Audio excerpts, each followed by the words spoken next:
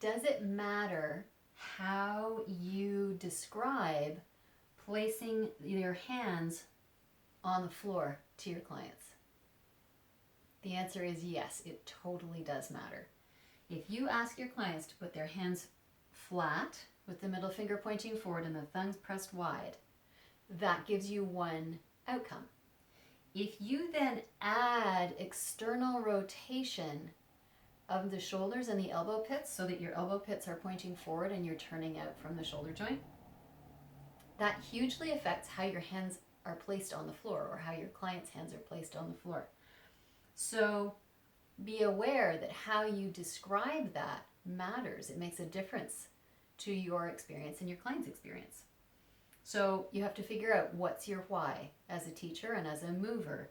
Is your why about the strength of your hands connecting to the ground, in which case you need to respect how much capacity you have for external rotation?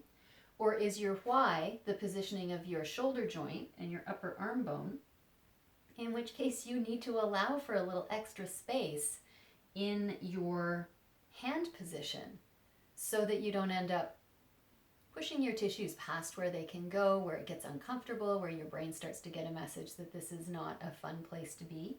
And if you are wanting to go super fancy, then you can go with external rotation of your arm at the shoulder joint so that your upper arm is pointing forward and your elbow pit is pointing forward.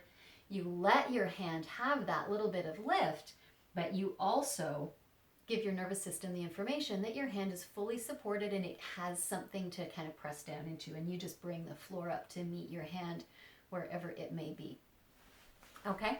Language matters. Personal control of the movement matters. We need to have a sense that we are in control of the movement, or that our students are in control of their movements.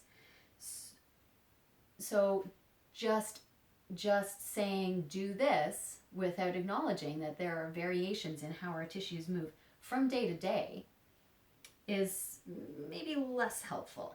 Giving people the option to decide what the why is, or to be very clear about what your why is as the teacher, gives people the chance to meet their bodies where they are, and that's where we make the most change. That's the magical intersection place of,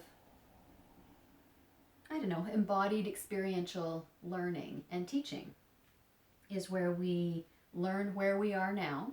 We make a decision that we're going to actively work to change where we are. And then we do that in a way that is responsive and responsible and mindful. And that's where we get sustainable change and sustainable movement and bodies that are happy to move and to grow and to learn. So that's what I'm focusing on for the next little while. Questions, comments, pop them in down below. I love the conversations. Bye.